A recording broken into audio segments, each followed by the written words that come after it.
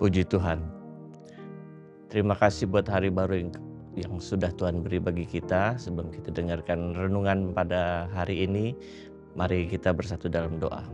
Bapa yang baik, kami bersyukur buat kasih karunia Tuhan atas kami yang sudah menjaga memelihara kami. Sampai dengan saat ini segala keberadaan kami semua karena kemurahan dan kebaikan Tuhan. Sebentar kami akan dengar renungan firman Tuhan bagi kami. Biarlah Engkau saja yang berkata-kata atas kami apa yang menjadi kehendak Tuhan bagi kami. Terima kasih Tuhan. Dalam nama Tuhan Yesus kami siap dengarkan firman Tuhan. Haleluya. Amin. Pada hari ini kita akan dengarkan kebenaran firman Tuhan yang diambil dari 2 Petrus 2 ayat yang pertama sampai dengan yang ketiga. Perihal nabi-nabi dan guru-guru yang palsu. Sebagaimana nabi-nabi palsu dahulu tampil di tengah-tengah umat Allah, demikian pula di antara kamu akan ada guru-guru palsu. Mereka akan memasukkan pengajaran-pengajaran sesat yang membinasakan. Bahkan mereka akan menyangkal penguasa yang telah menebus mereka, dan dengan jalan demikian segera mendatangkan kebinasaan atas diri mereka. Banyak orang akan mengikuti cara hidup mereka yang dikuasai hawa nafsu, dan karena mereka jalan kebenaran akan dihujat. Dan karena serakahnya guru-guru palsu itu akan berusaha mencari untung dari kamu dengan cerita-cerita isapan jempol mereka. Tetapi untuk perbuatan mereka itu hukuman telah lama tersedia dan kebinasaan tidak akan tertunda. Dalam khotbah Tuhan Yesus di bukit, di hadapan para murid dan juga orang-orang yang datang berkerumun untuk melihat Yesus. Yesus menyamakan nabi palsu dan guru-guru palsu itu sebagai serigala berbulu domba. Dan inilah yang menjadi tema kita pada hari ini. Dalam Matius 7 ayat yang ke-15, waspadalah terhadap nabi-nabi palsu yang datang kepadamu dengan menyamar seperti domba, tetapi sesungguhnya mereka adalah serigala yang buas. Peringatan keras Tuhan Yesus bagi para murid dan juga bagi kita semua, agar kita itu senantiasa selalu waspada terhadap nabi-nabi palsu, terhadap guru-guru palsu, terhadap mereka-mereka yang menyesatkan, yang sudah ada sejak dari dahulu kala, dan mereka ada di dalam kita, bersama-sama dengan kita, ada di tengah-tengah kita. Satu tujuan mereka hanya adalah untuk menyesatkan dan untuk membinasakan domba-domba. Istilah serigala berbulu domba sampai sekarang masih dipakai dan digunakan oleh semua orang, yang ditujukan kepada orang-orang yang tampak dari luarnya sepertinya baik, yang tampak sepertinya benar, berpura-pura baik, tetapi apa yang mereka lakukan di belakang adalah menusuk dari belakang, membinasakan, dan membuat kerugian bagi kita semua. Dahulu kala para nabi-nabi palsu, para guru-guru palsu mungkin dapat nampak jelas terlihat, dan kita dapat membedakan bahwa mereka adalah nabi-nabi yang tidak benar, sehingga mungkin kita dapat menghindar dari mereka.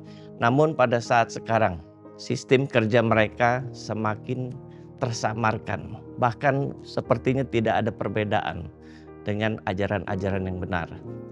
Alkitab yang mereka gunakan sama, atribut yang mereka gunakan sama, dan mereka menggunakan juga media-media sosial untuk mewartakan hal-hal yang tidak benar, memplesetkan semua kebenaran-kebenaran firman Tuhan, memutarbalikkan kebenaran yang ada. Dan itulah tujuan mereka, sekali lagi, bahwa mereka hanya untuk menjauhkan orang-orang benar daripada Tuhan. Dan satu hal, bahwa kecenderungan manusia adalah hanya melihat tampilan dari luar, hanya melihat casing. Mereka tampak baik, mereka tampak sepertinya benar, namun tidak dengan Tuhan. Tuhan tidak dapat ditipu oleh penampilan manusia. Hal inilah yang dimanfaatkan oleh para nabi-nabi palsu, guru-guru palsu.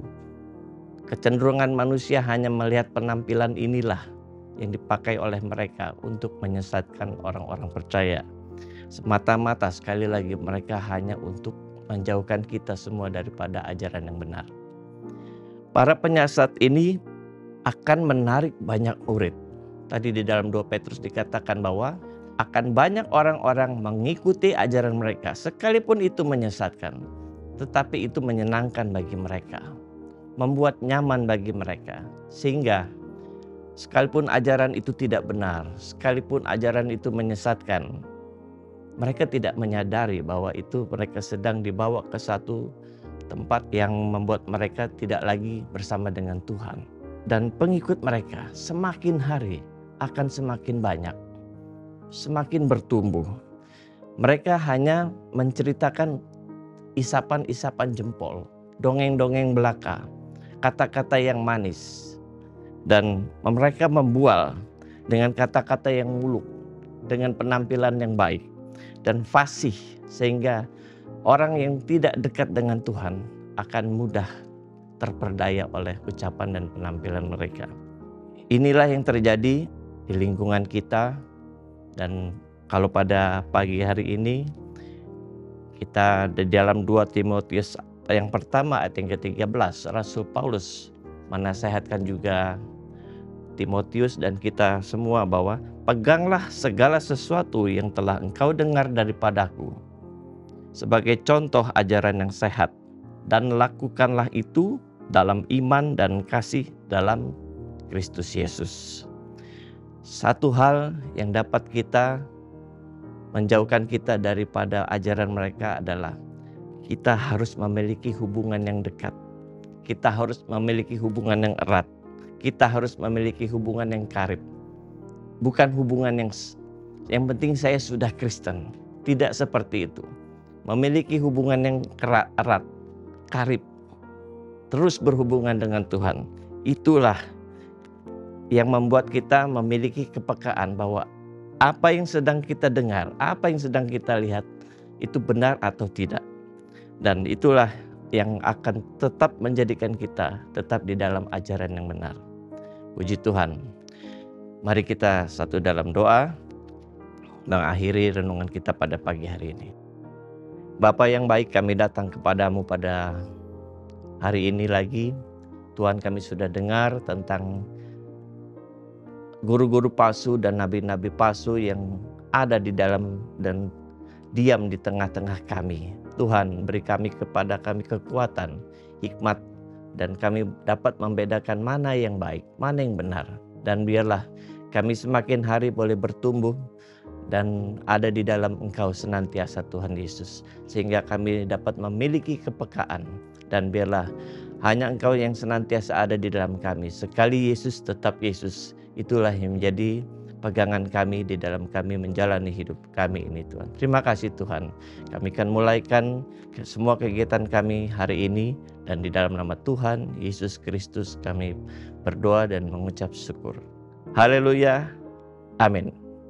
Bersama Yesus, aku kuat. Tuhan Yesus memberkati kita semua.